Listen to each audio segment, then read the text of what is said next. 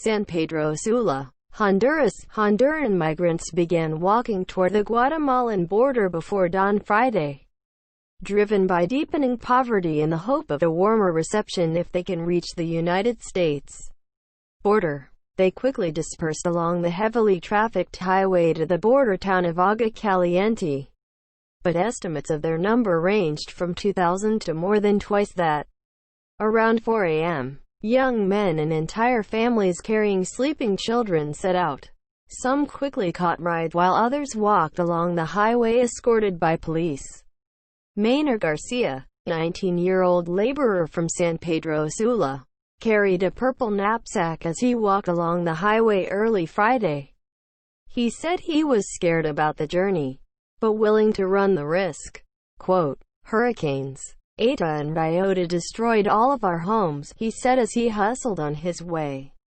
"There's no choice but to leave," said 25-year-old Oscar Zaldivar, a driver from Cofradia. "You have to leave here, this country, because we're going to die here." Police had checkpoints set up along the highway, but were just asking for identification documents.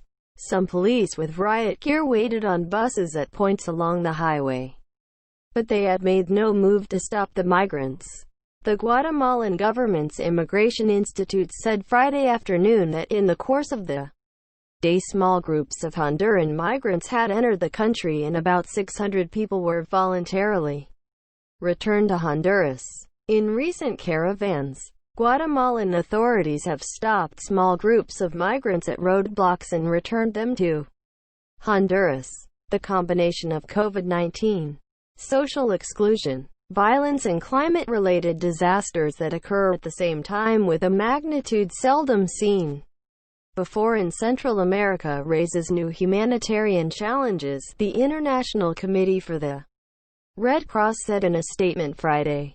The previous evening, Santos Demetrio Pineda was one of those who showed up at the San Pedro Sula bus terminal with little more than the clothes on their backs for the long, unlikely journey, made that much harder by the coronavirus pandemic. "We lost everything in the hurricane," said Pineda, referring to two Category 4 hurricanes that hit Honduras in November. "We can't just sit around after what happened to us. We're going to leave the country to ask for help wherever they receive us," he said. The migrants leave with little certainty about how far they will make it. Regional governments appeared more united than ever in stopping their progress. On Thursday, Mexico's National Immigration Institute posted videos showing hundreds of agents and National Guard members drilling on the southern border. It said the agents are keeping vigilant in the states of southern Mexico to enforce the immigration law. For weeks, a call for a new caravan departing Jan.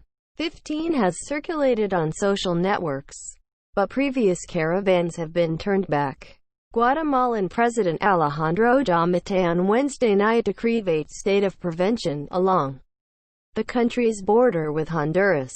The decree noted the threat of migrants entering without required documentation and without following pandemic-related screening at the border. Guatemala is requiring proof of a negative COVID-19 test. The decree said more than 2,000 national police and soldiers would be stationed at the border. The Mexican government said Wednesday that it and 10 other countries in North and Central America are worried about the health risks of COVID-19 among migrants without proper documents. The statement by the 11-member Regional Conference on Migration suggests that Mexico and Central America could continue to turn back migrants due to the perceived risks of the pandemic. The group expressed concern over the exposure of irregular migrants to situations of high risk to their health and their lives, primarily during the health emergency.